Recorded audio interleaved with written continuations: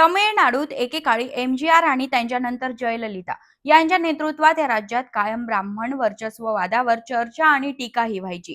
जयललितांच्या काळात तर मंत्रिपदांपासून ते महत्वाच्या खात्यातल्या अधिकाऱ्यांपर्यंत झालेल्या ब्राह्मण अधिकाऱ्यांच्या नियुक्त्या टार्गेटवर आल्या. आणि याच तमिळनाडूने एकेकाळी ब्राह्मण वर्चस्वाच्या विरोधात द्रविड चळवळही पाहिली. मात्र तमिळनाडूत फक्त 3% लोकसंख्या असली तरीही गेल्या 35 वर्षात ब्राह्मण वर्चस्व कधीही कमी झालं नाही.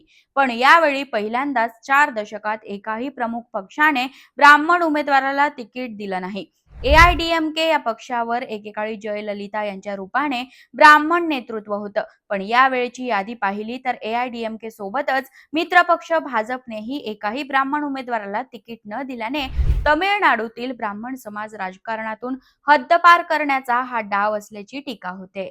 ब्राह्मणेतर विरुद्ध ब्राह्मण अशा संघर्षाचा महाराष्ट्रासारखाच इतिहास असलेल्या तमिळनाडूत पहिल्यांदाच एकाही उमेदवाराला तिकीट का दिलं नाही आणि तमिळनाडूत आजही ब्राह्मण वर्चस्वावर एवढी चर्चा का होते त्याचीच स्टोरी मी या व्हिडिओत सांगणार आहे. तमिळनाडूत ब्रिटिश काळात प्रशासन, शिक्षण आणि नोकऱ्यांमध्ये ब्राह्मण समाजाचं वर्चस्व असल्याची भावना इतर समाजात वेगाने वाढत होती.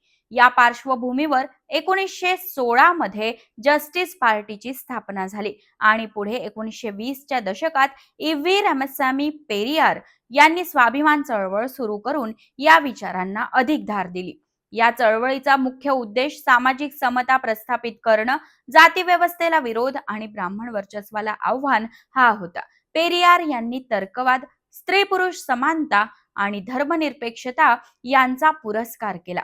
पुढे ही चळवळ राजकीय पातळीवर विकसित होत द्रविड मुनेत्र कझगम म्हणजेच डीएमके सारख्या पक्षांच्या स्थापनेतून सत्तेतही पोहोचली. द्रविड ओळख मजबूत करणं, हिंदी लादण्यास विरोध करणं आणि प्रादेशिक स्वाभिमान वाढवणं ही सुद्धा या चळवळीची प्रमुख वैशिष्ट्ये होती. सुरुवातीला द्रविड चळवळीने राजकारणात जाण्यापासून स्वतःला वेगळं ठेवलं. मात्र पेरियार यांनी स्वतःपेक्षा कमी वयाच्या मुलीसोबत लग्न केल्यावरून वाद झाला आणि 1949 ला CN अण्णादुराई यांनी डीएमके या पक्षाची स्थापना केली. बदल घडवायचा असेल तर राजकारणात गेल्याशिवाय पर्याय नाही असं त्यांचं म्हणणं होतं. डीएमके पक्षाचं नेतृत्व पुढे एम करुणानिधी यांच्याकडे गेल्यानंतर 1972 ला MG रामचंद्रन हे वेगळे झाले आणि एआयडीएमके या नावाने पक्षाची स्थापना केली. एम करुणानिधी हे कट्टर ब्राह्मण विरोधक म्हणून पाहिले जायचे, तर एमजीआर यांचं धोरण लवचिक होतं. याच मतभेदातून तमिळनाडूच्या राजकारणात पुढे नवीन अध्याय सुरू झाला. पण एमजीआर यांनी जयललिता यांच्या हातात सूत्र दिली आणि पक्षावर ब्राह्मण वर्चस्वाची टीका व्हायला लागली. करुणानिधी हे सर्वात कठोर टीकाकार होते. महाराष्ट्रात राजर्षी शाहू महाराजांच्या काळात जसं ब्राह्मणेतरांना शिक्षण आणि प्रशासनात प्राधान्य दिलं गेलं, तशीच काहीशी चळवळ पेरियार यांनी चालवली. मात्र जयललिता यांच्या काळात ब्राह्मण वर्चस्ववाद वाढल्याचा आरोप थेट केला जायचा. जयललिता यांच्या निधनानंतर एआयडीएमकेला उतरती कळा लागली आणि गेल्या टर्ममध्ये डीएमके पक्ष करुणानिधी यांच्या निधनानंतर मोठ्या बहुमताने सत्तेत आला. डीएमके हा पक्ष ब्राह्मण वर्चस्वाच्या विरोधात असल्यामुळे आणि नंतर एआयडीएमके मध्येही फार प्रभावी नेतृत्व न उरल्यामुळे पुढे हा वाद कमी झाला. मात्र या विधानसभा निवडणुकीच्या निमित्ताने एआयडीएमकेने स्वतःच आपल्या उमेदवार यादीतून बरेच संकेत दिले आहेत. 3% लोकसंख्या असलेल्या ब्राह्मण समाजाला एआयडीएमकेने 2021 च्या विधानसभा निवडणुकीत फक्त 1 तिकीट दिलं होतं, तर या निवडणुकीत एकही तिकीट दिलं नाही.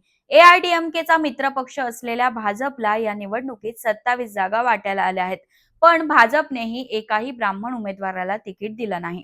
अभिनेता विजयच्या टीव्हीके पक्षाने 2 ब्राह्मण उमेदवार दिलेत, तर एनटीके या पक्षाने 6 दिलेत. काँग्रेस, डीएमके, भाजप आणि एआयडीएमके या पक्षांनी आरक्षित मतदारसंघ वगळले तर सगळीकडे सरसकट ओबीसी उमेदवारांना तिकीट दिलेत. तमिळनाडूमधील ब्राह्मण समाज एआयडीएमके नंतर मोठ्या प्रमाणात भाजपकडे झुकलेला पाहायला मिळतोय.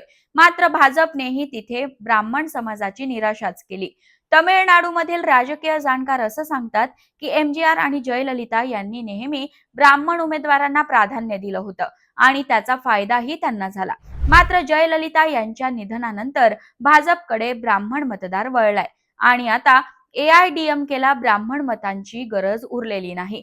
तमिळनाडूत डीएमके आणि एआयडीएमके हे एकाच संघटनेतून निघालेले दोन पक्ष आहेत. पण कडवट हिंदी विरोधी विचारधारा असो किंवा ब्राह्मण वर्चस्वाला विरोध, करुणानिधी यांच्या डीएमके पक्षाने कायम भूमिका कडवट ठेवली आहे. तर जयललिता यांनी सर्वसमावेशक प्रतिमा ठेवली.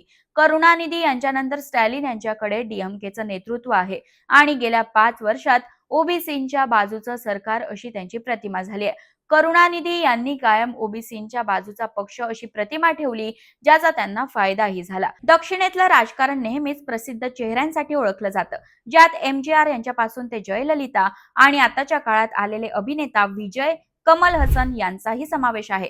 मात्र तमिळनाडूत जातीय समीकरण ही तेवढीच महत्त्वाची मानली जातात. तर माहिती कशी वाटली? माहिती आवडल्यास पुढे शेअर जरूर करा आणि अशाच व्हिडिओसाठी story.com ला सबस्क्राईब करा.